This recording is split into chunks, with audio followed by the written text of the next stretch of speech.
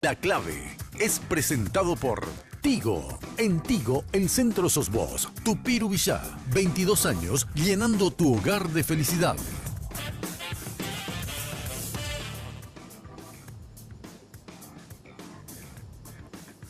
Buenas noches, ¿qué tal? ¿Cómo estás? El gusto de saludarte como cada jueves. La clave por Red Guaraní, y como estamos acostumbrados a generar este espacio para el debate, esta noche vamos a estar con dos personas a las que invitamos para que cordialmente traigan sus ideas, compartan con nosotros acerca de lo que tienen pensado si eventualmente llegan como diputados, la diputada, diputado, en el Congreso Nacional, pero con la producción hemos decidido que sean candidatos independientes, o sea que no vengan ni del PLRA, de la ANR y de otros partidos que ya de por sí tienen sus espacios ganados, sino que están como incursionando. Primeramente quiero saludar a la dama que hoy nos acompaña, la señora Noelia Quintana. Muy buenas noches, Diego. Muchas gracias por la invitación. Realmente siempre es bueno y muy propicio los espacios para el debate y por supuesto que también esto sirve mucho a la construcción política para la sociedad, para que se enteren que hay personas nuevas con propuestas nuevas. Te he visto últimamente lanzando libros, formándote en algunas maestrías y me encanta que quien quiera incursionar en política vaya también por ese ámbito de la formación. Por supuesto, evidentemente un buen político, un buen estadista tiene que tener una formación académica indispensable, la idoneidad, aparte también de los valores que pueda tener la persona. Justamente como estabas mencionando, hace poco lancé mi último libro en relación a la mujer y su participación en la guerra de la Triple Alianza. Vamos a hablar de más temas, ¿eh? Sí. Temas que son uno de lo que estás proponiendo, si llegas eventualmente, y además temas que son del momento en cuanto a lo político partidario. Me parece perfecto. Gracias, Noelia, por estar acá. Muchas gracias. El querido Mario también, quien ustedes lo están viendo, a quien le siento una profunda admiración, porque hay que tener muchas ganas de querer llegar a la gente defendiendo los derechos humanos, pero poniéndose primeramente de ejemplo y al mismo tiempo trayendo a la intérprete que hoy justamente estará compartiendo un poco esto como una forma de derechos humanos en este programa. Así que, apreciado Mario Marecos, muy buenas noches. Buenas noches, Diego, a la teleaudiencia de La Clave. Noelia, un gusto saludarte. Gracias también a Ruth por estar aquí. Y bueno, digamos que agradezco mucho las palabras que tenés de decir el ejemplo, pero bueno, en ese mismo sentido desearía que todos los ciudadanos y también la clase política sea un ejemplo para este país, que necesita y de mucho, porque cuando hablamos de inclusión, si bien es cierto, está asociada a personas con discapacidad, pero este país necesita inclusión de sectores que han sido marginados, discriminados, excluidos, y entonces eso es un poco y la gran razón por la cual me pongo este desafío hoy. Mario, vamos a empezar con lo siguiente. Lo primero, vos estás como candidato independiente, ¿por qué departamento o capital? Pertenezco al partido de la A, aclarando que nunca fui un político partidario. No me gustan las corrientes ideológicas, tampoco me gustan los partidos políticos, nunca ni siquiera me afilié a un partido político. Pero bueno, las reglas del juego están así, están establecidas, por lo tanto uno tiene que pertenecer a un movimiento o partido para candidatarse y llegar al lugar de poder en el sentido de representar al pueblo y tratar de hacer algo por el pueblo. Y lo siguiente, bueno, estoy candidato por la ciudad de Asunción, una ciudad que puede ser capitalina, pero en el caso de discapacidad y muchos otros sectores vulnerables, no parece ser una ciudad capital, por lo tanto creo que viene bien decir que podemos hacer mucho por esta ciudad y por ende por todo el país. Gracias por estar acá, Mario. Gracias, mi querido Diego, por la oportunidad. Al contrario, como le estaba comentando, hemos decidido invitar a candidatos independientes. En tu caso, Noelia, ¿por qué partido, movimiento? Yo estoy por el movimiento Soberanía Nacional, Lista 22, es un movimiento independiente, ¿verdad? Estamos realmente personas que tenemos un compromiso muy grande con la patria, porque se viene una cuestión muy importante en este 2018, muchos temas a tratar, las necesidades sociales, la realidad nacional, es algo que hay que tener en cuenta. Y justamente a mí me invitaron, ¿verdad? Nosotros tenemos candidatos candidatos para presidenciales, el doctor Efraín Gamón, un gran intelectual también, estudioso de lo que es nuestra energía hidroeléctrica. Está el sociólogo Bernardino Bendesmal, Luis Talavera como senador, y yo encabezo la lista a diputadas por Asunción, es decir, y soy además una de las pocas mujeres que encabeza una lista para la diputación por Capital. Bueno, en esta primera parte yo quisiera a ustedes preguntarles sobre algunos temas que en este momento son los más candentes. Sí. En una segunda parte quiero preguntarles sus propuestas, si eventualmente llegan a conquistar esa silla del Congreso Nacional en diputados, ¿está bien? Ambos van por Perfecto. Asunción. Sí. Así es. Obviamente sus ideas estarán focalizadas en la capital en cuanto a sus proyectos. Quiero preguntarte primeramente, Noelia, habrás visto que en los últimos días se ha tratado el tema blindaje político, le dicen. Sí. O sea, han modificado una parte de la ley para que al que está como candidato a diputado, senador, así nomás no se le saque, como ocurrió con el caso de González Darr. O sea, aumentando una determinada cantidad de votos a una mayor como una forma de protección al parlamentario. ¿Cuál es tu opinión sobre el blindaje en el Congreso? Bueno, evidentemente yo estoy en contra de lo que vendría a ser, por lo menos cómo se está manejando este tema del blindaje y cómo se aprobó y los motivos por el cual, que son bastante obvios, ¿verdad? Por el cual incurren al blindaje. Evidentemente el parlamentario tiene sus fueros, ¿verdad? El fuero de opinión y el fuero para trasladarse, pues, su movilidad son importantes que el parlamentario tenga, pero no el fuero de proceso. Es decir, el parlamentario, el legislador, es un ciudadano más, es un ciudadano común. Y evidentemente este hecho del blindaje lo único que causa es un gran escándalo dentro de lo que vendría a ser la moral política, ¿verdad? Porque no hay necesidad de blindarse o de protegerse por un supuesto temor de pérdida de investidura si uno realmente es ético, si es idóneo, si es patriota, ¿verdad? Entonces aquí hay que ver el trasfondo del por qué optaron por blindarse, ¿verdad? Sí. Es decir, ¿qué están tapando o qué están queriendo hacer o están queriendo seguir, vamos a decir, desangrando al Estado, seguir tocando la cosa pública? Bueno, entonces ese tipo de cosas evidentemente está... Desde mi punto de vista, ¿Vos no apoyarías yo no eso? apoyaría totalmente eso, ¿verdad? Solamente creo que el legislador tiene que tener estos dos fueros, como el que acabo de mencionar, los de opinión, y para poder llegar tranquilamente, No que no lo judicial. ataje, no el judicial, el de proceso, no, ¿verdad? Porque si toca la cosa pública, si roba al Estado, si hace tráfico de influencias, tiene que estar, ningún hombre tiene que estar por encima de la ley.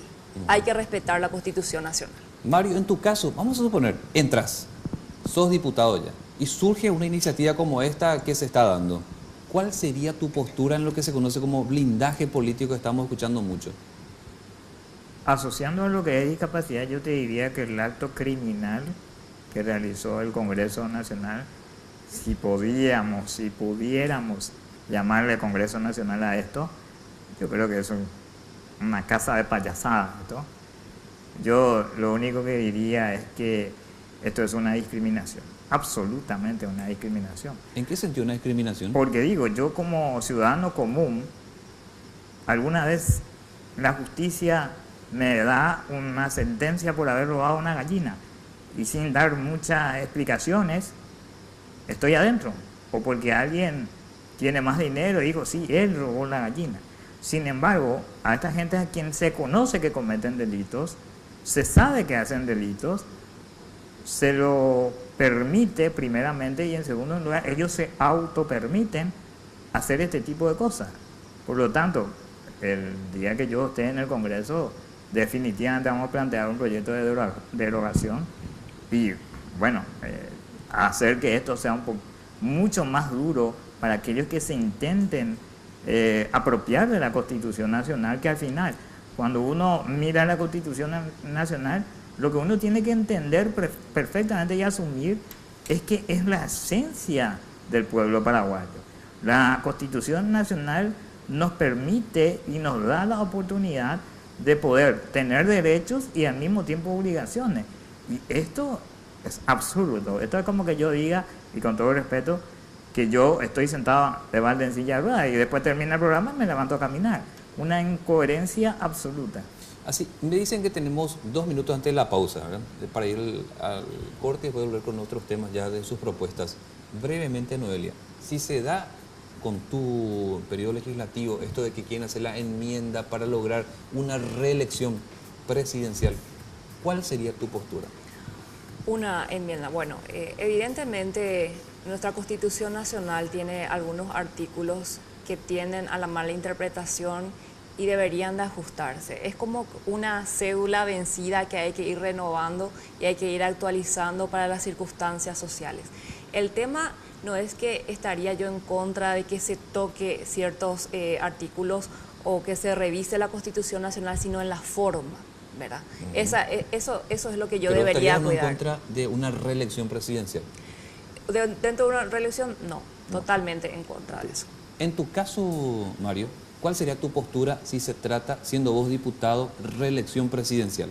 Cuando hablamos de discapacidad, el Tratado Internacional por los Derechos de las Personas con Discapacidad establece que las normas existentes en nuestro país deben ayornarse y deben adecuarse a este tratado internacional y por ende a la realidad. Por lo tanto, sí, creo que si existe una oportunidad o posibilidad de enmienda, lo haría, pero no solo para la reelección.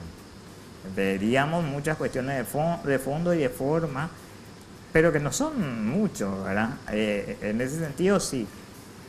Yo, particularmente por la experiencia en temas de desarrollo y progreso de políticas públicas, yo considero que sí tiene que haber una reelección, pero no una reelección en donde diga, como gané por la mayoría simple, o sea, la mitad más uno, Sí. ya vuelvo a ser presidente. No, tendría que tener una mayor cantidad de votos y hacerse una vuelta de vueltas, reiterar, hacer las elecciones si es que no alcanza el voto, ¿verdad? Gracias, Mario. Tenemos que un breve corte. A la vuelta vamos a continuar con ustedes. Nos van a contar ya sus propuestas. ¿Qué harían ustedes? ¿Con qué idea van a la Cámara de Diputados si logran ingresar justamente a la Cámara Baja? Esto en un ratito, no se vayan.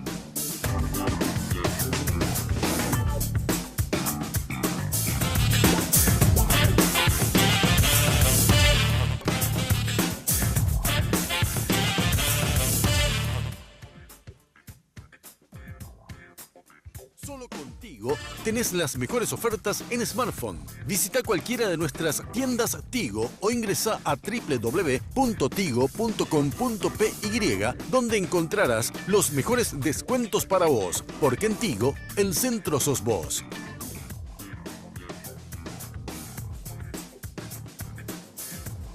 Y esta noche tengo el gusto de compartir con 2 candidatos independientes que pretenden ingresar a la Cámara de Diputados. Noelia Quintana, ella es magíster, no sé si en historia. En planificación y conducción estratégica nacional. Fantástico. Yo sé que vos estabas estudiando también, Mario.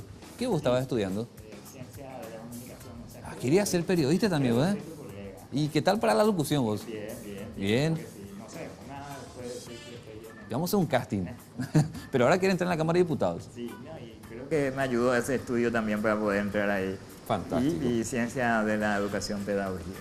Bueno, Noelia, ya quiero conocer tus planes. Sí. Si eventualmente ingresas a la Cámara de Diputados como candidata independiente, ¿qué serían los 3 puntos principales o por lo menos uno que decís, con esto debo arrancar siendo diputada? Bueno, evidentemente tengo varios proyectos, ¿verdad? El tema del desbloqueo de las listas, trabajar por eso. Pero una de las cosas principales que a mí me preocupa mucho es cuidar un poco los sectores vulnerables, en el sentido de cuidar nuestra niñez y la gente de la tercera edad. Es decir, no he visto no tuve la posibilidad de ver en estos años, eso que estuve mirando, muchos proyectos de este periodo de gobierno que quieran cuidar realmente lo que es la niñez. Todos los días estamos escuchando a través de los medios de comunicación casos de violación, embarazos de niñas. Estamos viendo que que la pena, porque la pena que se establece cuando en un Estado efectivo funcionan las leyes son para ejemplos, ¿verdad? Sí. Y nosotros aquí vemos que los casos de violaciones como que no se toman muy en cuenta, tienen una pena escarcelaria, tienen 5 años, entran y salen, y realmente deberíamos de endurecer ciertas leyes con relación a eso. Yo trabajaría mucho en ese sector. Y también, evidentemente, uno tiene una vida laboral de años para llegar después al periodo de lo que vendría a ser la jubilación, y que lo que uno haya contribuido al Estado ni siquiera sirva para mantenerse o sostener una familia, o lo que vendría a ser todo lo que es el proceso de la tercera edad. Hay enfermedades, se necesita de doctor, se necesita atención médica, de salud, y vemos que hoy en día es un sector muy abandonado. Entonces, esos extremos vulnerables de la vida, yo creo que un Estado que no se ocupe de eso es un Estado que no sirve. Entonces trabajaría en eso, y además muchas otras cosas más. Nuestra política está totalmente sin moral. La corrupción, el prebendarismo, el clientelismo son cosas que son el pan nuestro de cada día. Entonces hay que combatir la corrupción, hay que volver a moralizar la corrupción, pero no dentro de un patriotismo gastado, sino realmente con valores, es decir, con amor a la patria, con la verdad, evitar que se vayan formando dentro de las funciones públicas, dentro de la función pública, una casta, ¿verdad?, hecho por los políticos de turno que reparten cuotas de poder, y eso hace, ¿verdad?, que sea una de las bases más grandes de la corrupción, y realmente no se pueda llegar a lo que es la república o un sistema democrático, porque el prebendarismo, el clientelismo son las bases totales de la política paraguaya hoy en día. Le pregunto a Mario lo mismo. Mario Marecos, si llegaras como candidato independiente a la Cámara de Diputados, ¿qué es lo primero que vos, esto es urgente que yo como parlamentario lo haga? Bueno, yo particularmente cuando hablamos de inclusión, la inclusión no nos dice precisamente que hay que hacer todo nuevo, ¿verdad? Yo creo que este país está cansadísimo de tantas leyes, tanto es así que ni se conoce la Constitución. Por lo tanto, lo que yo busco a través de la inclusión es adecuar y ajustar todas las normas existentes y plantear los criterios de equidad, de derechos humanos, plantear la oportunidad la igualdad de oportunidades y lógicamente la igualdad de derechos. A partir de esa premisa, yo creo que hay algunas cuestiones que hay que ir modificando. Coincidiendo un poco con Noelia, yo creo que las penas en particular para los sectores vulnerables, y en específico cuando se trata de agresión, violencia y violación, yo estoy segurísimo que tiene que ser de por vida.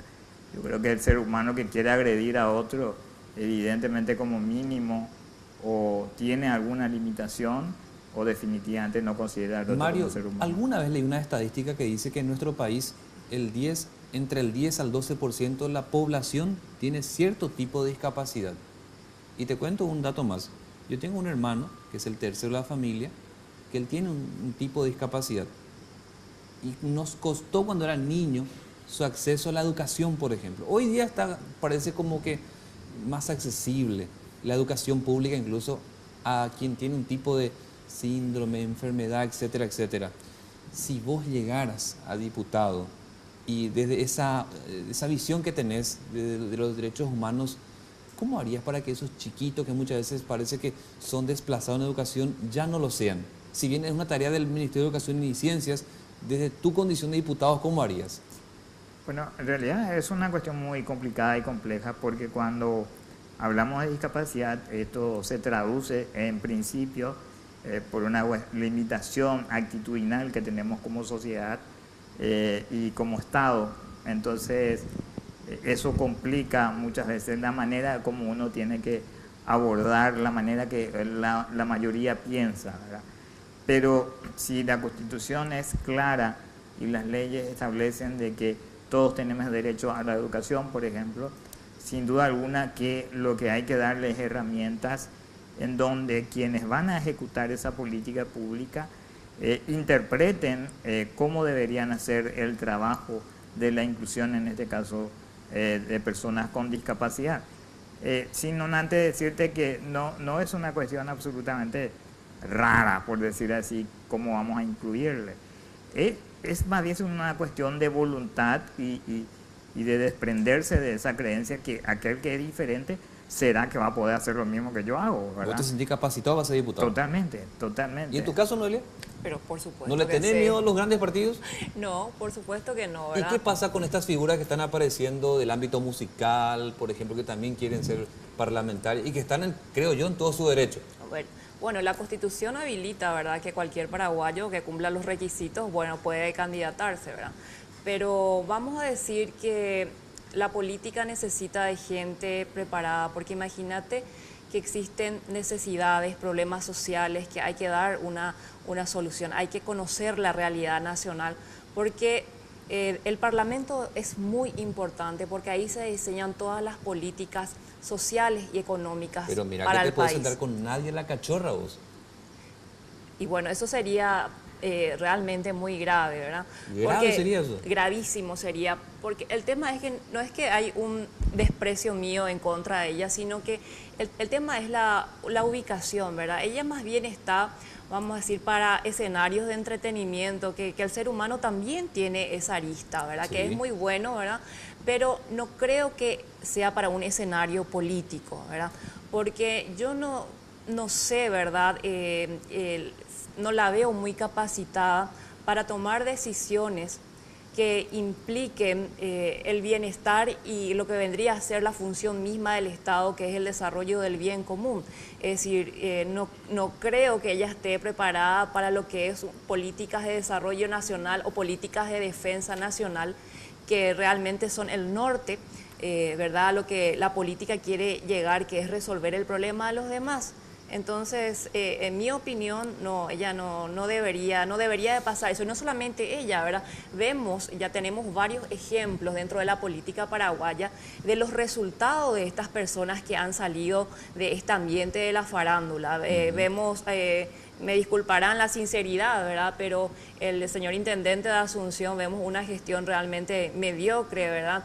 Vemos candidatos que se están preparando, ¿verdad?, por el tema de conducir ciertos programas. No, porque la popularidad no es suficiente para ejercer la legislación. La legislación es un tema muy importante. Aquí hay otros valores que hay que tener en cuenta. Noelia, me dice la producción, nos quedan 2 minutos. Repartimos 1 minuto cada uno, ¿está bien? ¿Qué te gustaría decirle en este último minuto de este espacio a la gente que por capital va a tener la opción de votarte? Mario. Yo creo que si tenemos la necesidad de tener un país diferente, sin duda alguna que debemos pensar diferente y actuar diferente. Y si eso tenemos intrínsecamente, creo que debemos dar esa oportunidad a personas diferentes, con mentalidad diferente, con actitudes diferentes, que pueden demostrar a esta gloriosa nación a que podemos hacer un país diferente, porque para mí en absoluto nada es imposible. Gracias, Mario. Gracias, mi querido Diego. Y ojalá que te metas en muchos proyectos más. Estaremos ahí. Muchas gracias, Mario. Gracias, Diego. Nos queda 1 minuto, Noelia. ¿Qué te minuto. gustaría decirle al que quiera con la opción de votarte por Asunción? Bueno, realmente yo les pido ese voto de confianza por la lista 22, ¿verdad? En la cual estoy encabezando la lista por diputados. No voy a defraudar y realmente voy a estar trabajando con mi movimiento para recuperar lo que es nuestra soberanía nacional, nuestra soberanía territorial, que hoy está en manos de muchos extranjeros, nuestra soberanía hidroeléctrica, nuestra identidad nacional. Como historiadora también tengo las intenciones de recuperar nuestro patrimonio material que están en manos, específicamente hoy los más importantes, en manos de Brasil. Así que estudié, me preparé, tengo el patriotismo suficiente, el amor a la patria, no soy corrupta, entonces me gustaría poder ser representante del pueblo y poder servirle. Antes del corte, gracias, Noelia. Muchas gracias. Antes del mi corte, querido Diego, ¿cómo se llama perdón. nuestra intérprete? Ruth Peralta. Ruth, muchas gracias, Ruth. Muchas gracias porque vos la invitaste, vino, así que... Y un chivito, ¿sí? Me olvidé, la lista 500 es la lista que yo represento. Bueno, esperemos que la ciudadanía también considere eso de la lista 500. Gracias, Mario. Gracias, Noelia. Muchas gracias que les por la vaya muy bien en invitación. sus campañas. Gracias. Se viene Muchas con todo. gracias. En un rato, a la vuelta al corte, vamos a hablar de cuáles son las carreras universitarias que tienen más facilidad de empleo, cuáles no. Estas ferias que también se realizan para conseguir trabajo, qué resultado tienen. Todo esto en un ratito con gente que sabe de esto y mucho más. No se vayan, ya retornamos.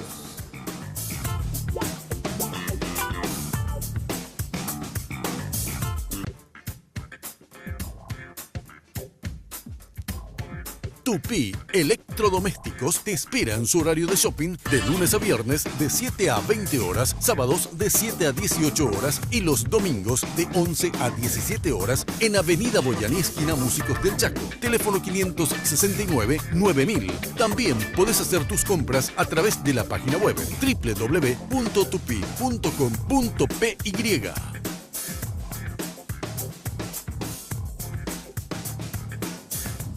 Esta noche también tengo el gusto de tener de invitados a dos hombres que saben lo que hace a ferias de empleo, conseguirle trabajo a la gente y también formación académica. Pero antes quiero contarles, estaba mirando Última Hora, publicaba, al igual que otros diarios, lo que sería como una especie de las cifras de la UNA, las 10 carreras más cursadas en esta universidad. Por ejemplo, la número 1, Derecho, veo, y hay una determinada cantidad después. Para ser contador, administrador, ciencias veterinarias y así, sucesivamente una lista de 10 carreras que nos van a contar en este programa, que tienen más salidas laborales, las que no, y ese tipo de cosas que queremos preguntar esta noche. A mi mano izquierda, el ingeniero Carlos Filippi, de la Dirección de Planificación y Desarrollo de la UNA. Muy buenas noches. Buenas noches, muchas gracias por la invitación, un placer. Al contrario, para nosotros es un gusto que puedan estar ustedes, contarnos acerca de lo que la Universidad Nacional de Asunción va proponiendo.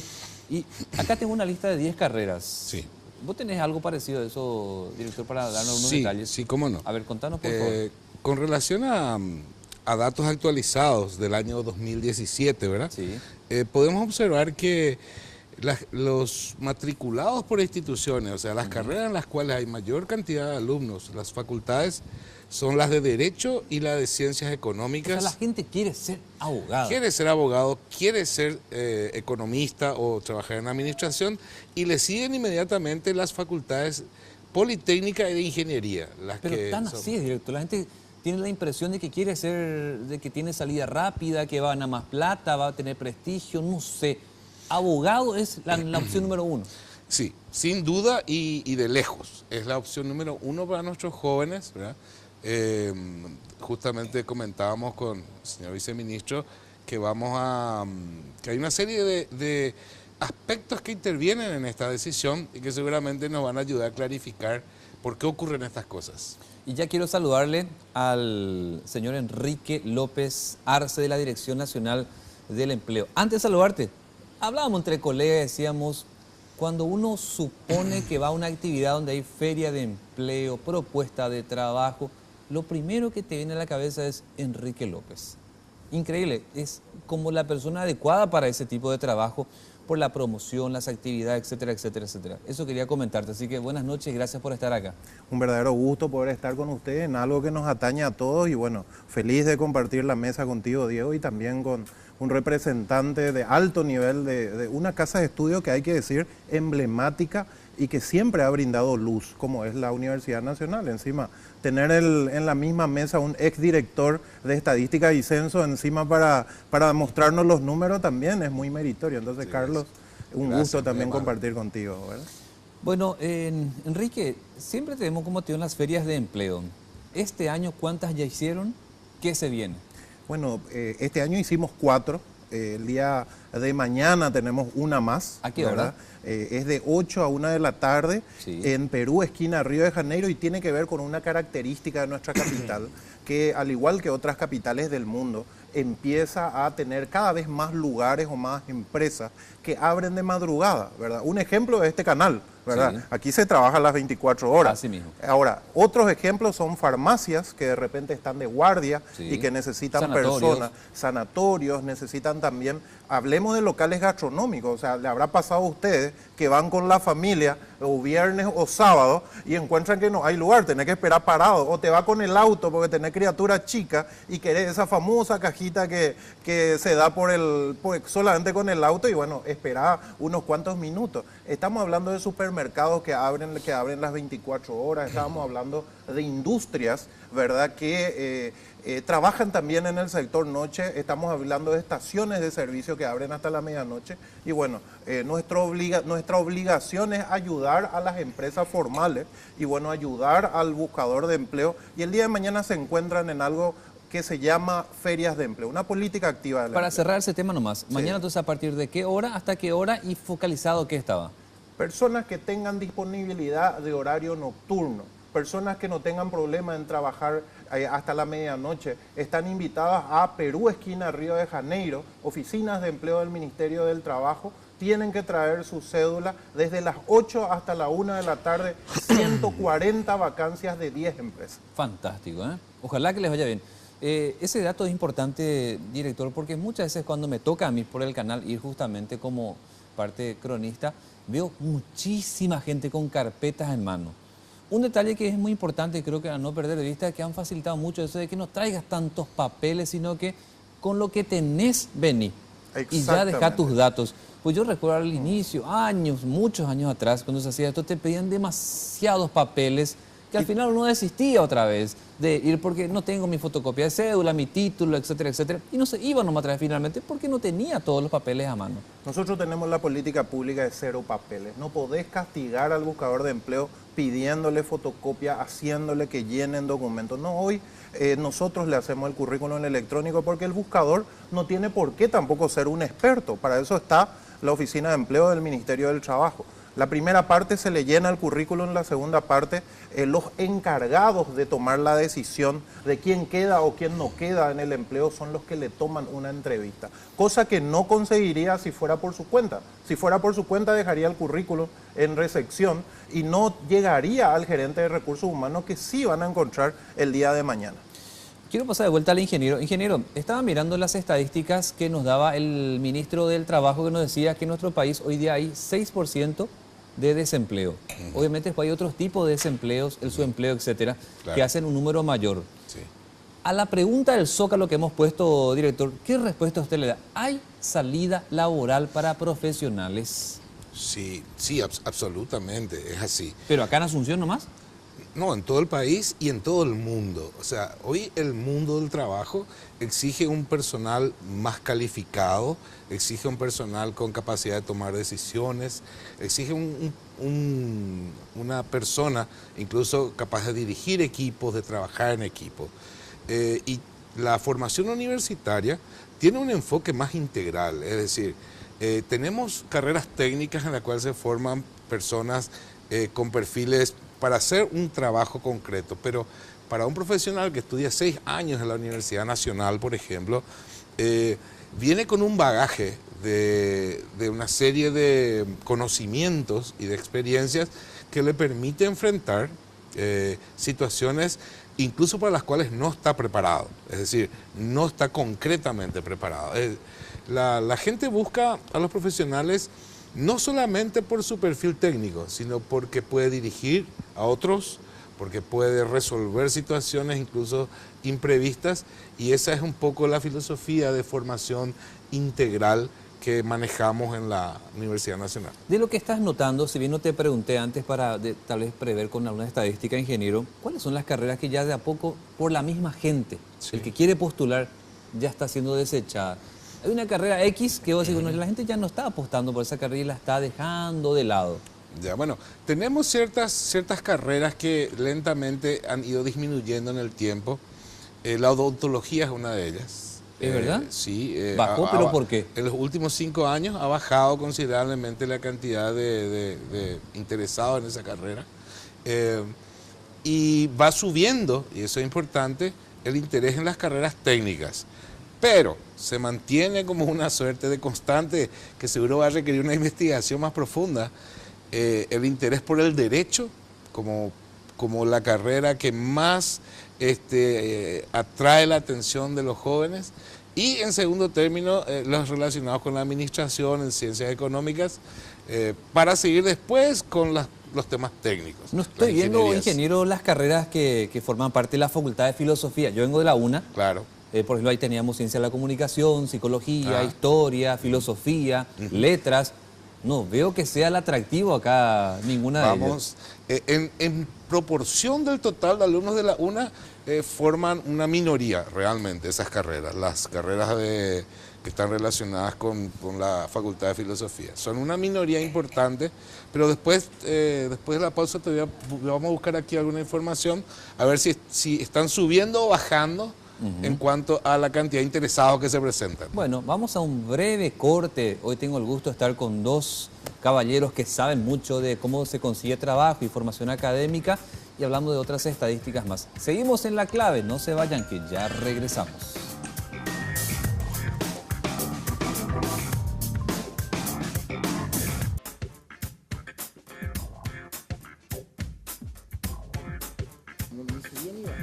Les cuento, estábamos aquí hablando con los invitados en mi época de estudiante de filosofía, pero en la carrera de comunicación.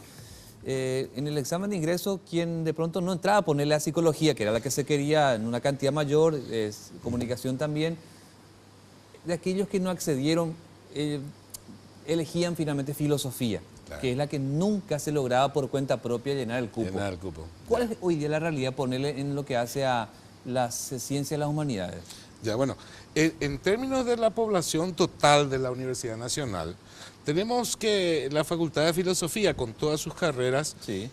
influye en menos del 5% de los matriculados. Qué poquito. O sea, de cada 100 estudiantes en la UNA, 5 eventualmente están en la Facultad de Filosofía. Sí. Pero además, mirando ya una secuencia en el tiempo, vemos que en los últimos 5 años la población de la facultad prácticamente no ha cambiado. Es decir, se mantiene en un tamaño, ¿verdad?, pequeño, pero Sí. se mantiene, no ha disminuido tampoco la cantidad de personas que están estudiando. ¿Cuánto, las por carreras. ejemplo? Y en el caso de la Facultad de Filosofía, tenemos, a ver aquí, Filosofía, aproximadamente 1000 personas.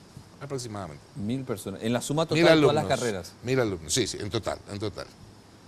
Y creo que también se caracteriza por ser una de las pocas carreras. Sí.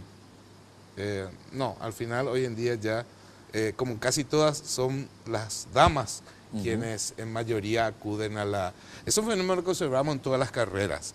La universidad parece ser un lugar que las mujeres se interesan más en cursar. Tenemos una población femenina mayor Mayor que la de hombres en este Así momento. mismo, salvo ciertas carreras particulares. En casi todas hay mayoría femenina. Ah, mira, qué buen dato.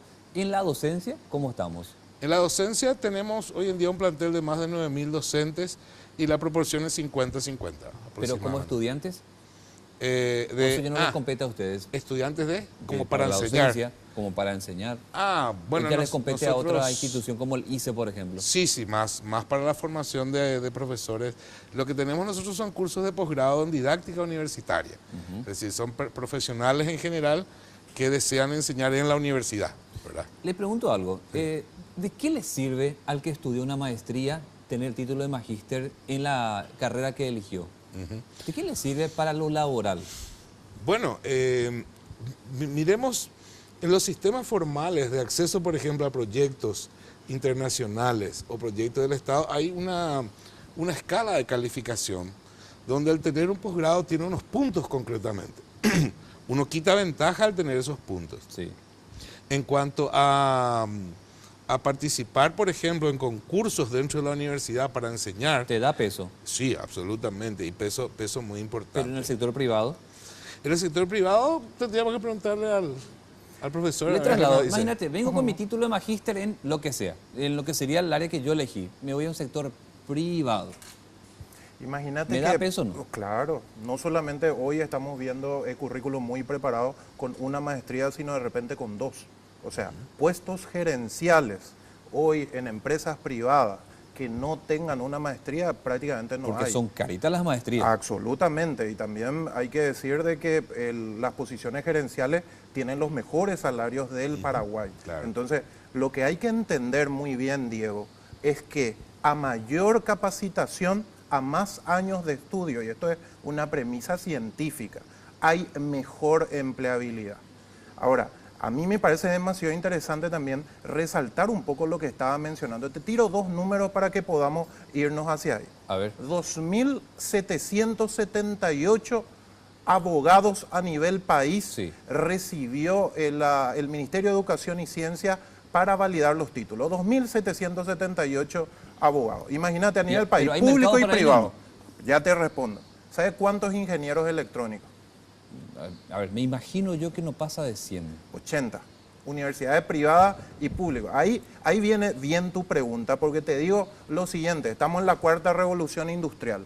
Va a haber empleos que van a ser automatizados, procesos que van a ser automatizados. Ellos están a la Entonces, vanguardia. cuando escucho yo de nuestro compañero, colega de la UNA, que dice de repente hay menos estudiantes en odontología, la odontología es algo que no va a ser automatizado porque tiene un trabajo manual todavía.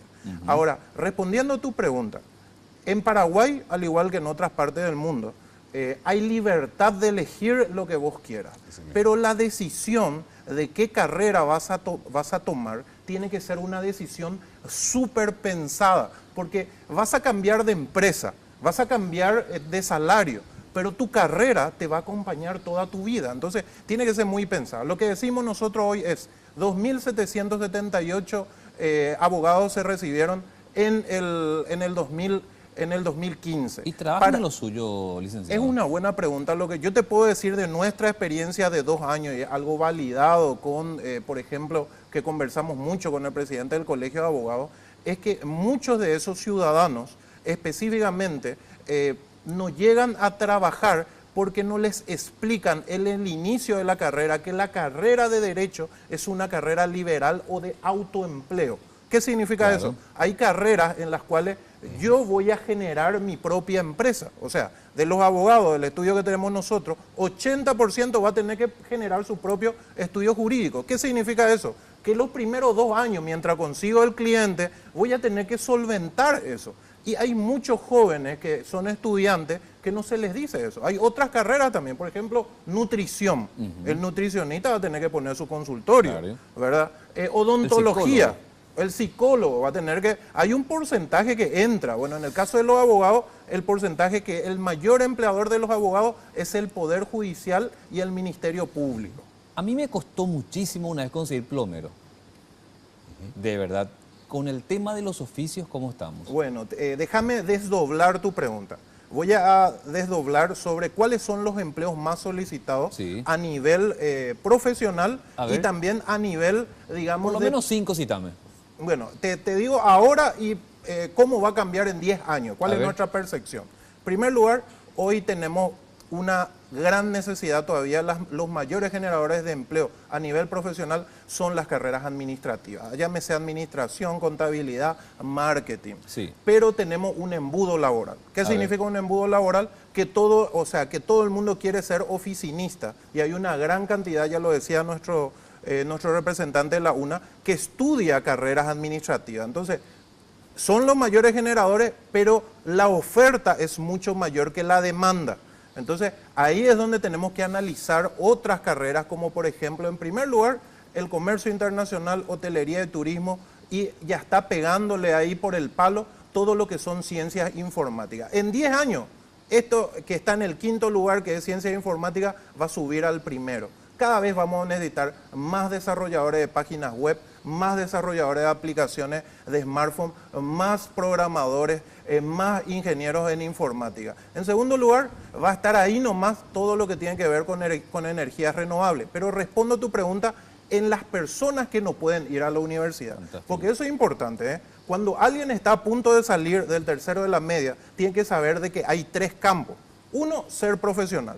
Segundo, tener un oficio que de repente puedo tener un mejor ingreso que ese profesional. Y tercero, generar mi propio negocio. O sea, son 3 campos que el ciudadano tiene que investigarlo. Y quiero quedarme aquí en un segundo, porque tuvimos casos, y quiero responder una pregunta que le hiciste también al ingeniero, sobre cuáles son las carreras que de alguna manera están dejando de tener ese éxito laboral. Nosotros nos ocurrió que en el caso de criminalística y ciencia forense hicimos una feria de empleo recuerdo perfectamente en la zona de Limpio, nos vienen 17 jóvenes que nos dicen un poco, nosotros estudiamos ciencia criminalística porque vimos una serie en la televisión y es nuestra serie preferida. Fantástico. Y los compañeritos se fueron porque uno o dos se querían Claro. ir. Acá recuerdo una Listo. famosa Me investigación. quedan 30 segundos Sí. del programa, me dice la productora. Adelante. ¿Pero consiguió un trabajo o no, Enrique? No, hasta ahora no. Un mes después, Qué bárbaro. le pedí yo a una de mis economistas, buscame porque a uno aunque sea le tenemos que ayudar. Me dicen, la Policía Nacional, señor, son todos jóvenes, no hay posibilidad de que...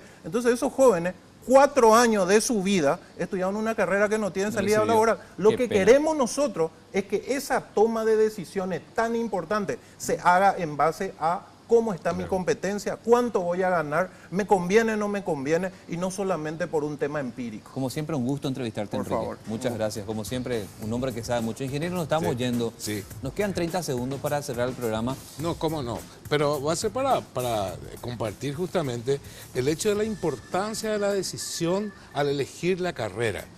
Porque es una decisión difícil, es una decisión que hay que procesarla, no puede tomarse sin fundamentos serios. Y con respecto a la Universidad Nacional, le invito a todos los jóvenes, Sí. pueden entrar al sitio web del rectorado y van a encontrar carrera por carrera cuál es su salida laboral, cuántos años dura, toda la información en una guía De esa académica naturaleza, pero digitalmente. como la que se ve aquí. Fantástico. Esta está cada carrera de la UNA está aquí descrita. Pueden leerla y tal vez ahí puedan tomar una mejor decisión. Ingeniero Carlos Filippi, ¿verdad? Sí. Director de Planificación y Desarrollo de la UNA. Muchas gracias. Gracias, muy Enrique amable. López Arce, director del empleo, ¿verdad? Así es. Un placer. A los dos, gracias por estar aquí en Red Muy Guaraní. amable. Ha sido un gusto tener datos que ustedes nos han proporcionado. Y a la gente que nos sigue habitualmente los jueves a través de don Germán Martínez Bierzi en La Clave, gracias por acompañarnos. Sigan con la programación de este canal Red Guaraní. Buenas noches, buen descanso.